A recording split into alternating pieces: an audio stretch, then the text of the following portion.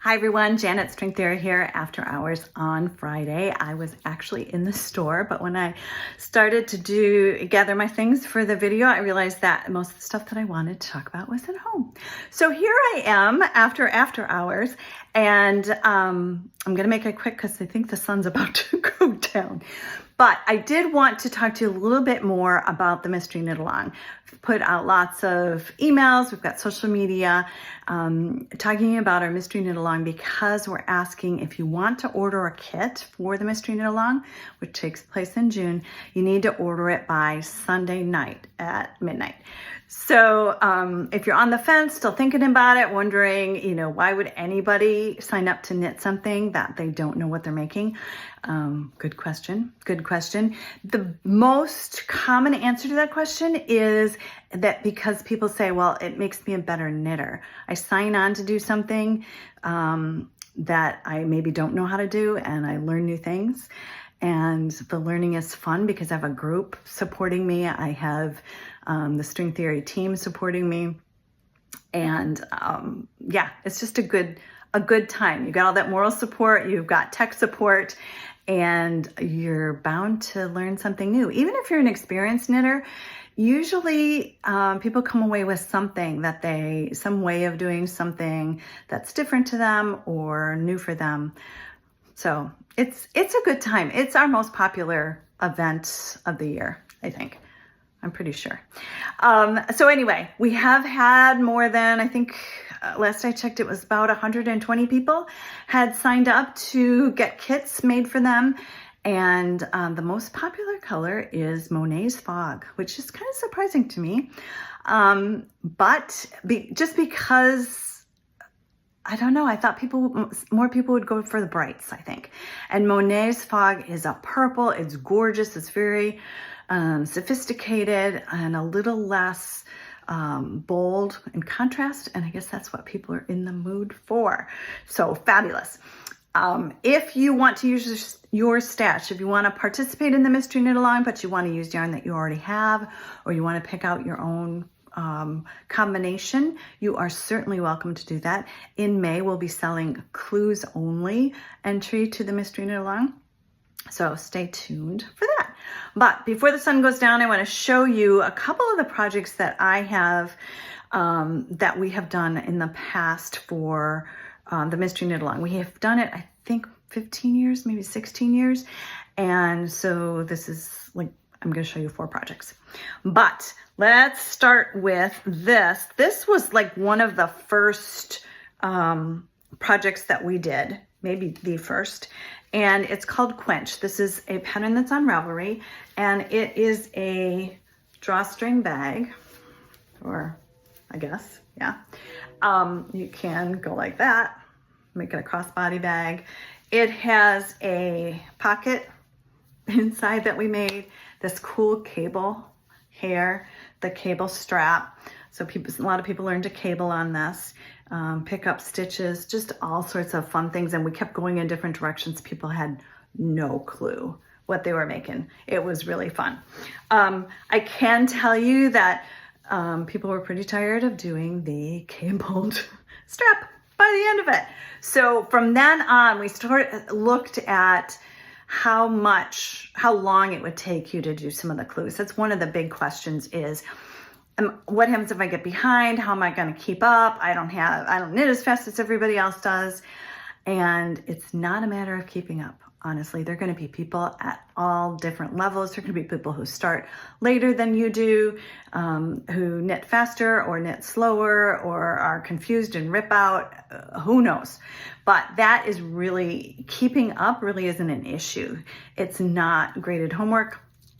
If you have not finished clue 1 when you get clue 2, oh well. We have lots of people who finish things in November, and then they need a gift and they're like, oh, this would make a great gift if I only just finished the last couple of rows.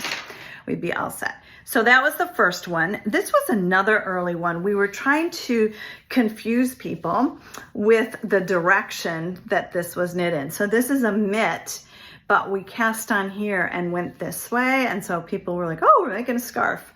And then we have this thumb, which is really fun.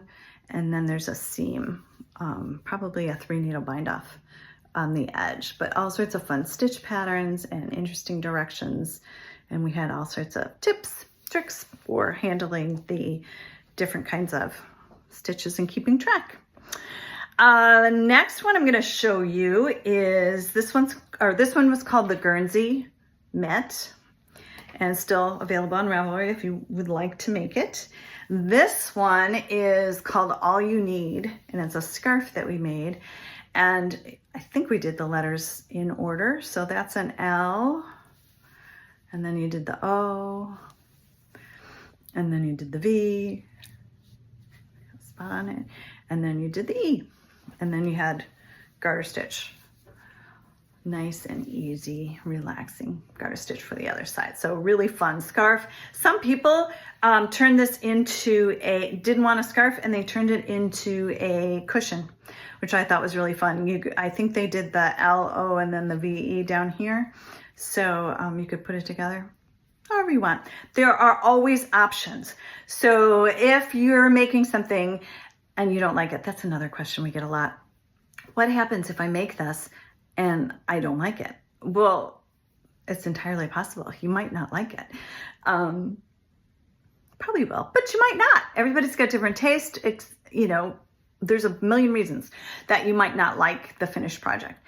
You will then have a gift already for a gift giving season, or, you know, somebody who needs whatever this happens to be in the warmer weather.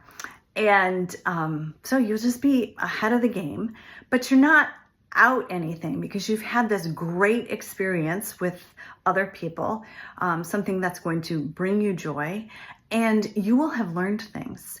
And even when if you were to give the item away or unravel all that yarn and use it for something else, you will still always have those skills. That is now part of your toolbox, is these skills that you have learned along the way. So I encourage you, jump right in. The last one that I have to show you is this one, and this is, oops, all my hair's on it. This is called Yipes Stripes, and this is a design by Ann Weaver. And we did so many cool things on this. There's a little bit of slip stitch. There's this kind of braid. There's this kind of braid. There's a hem on here. Yeah, lots and lots of really cool techniques.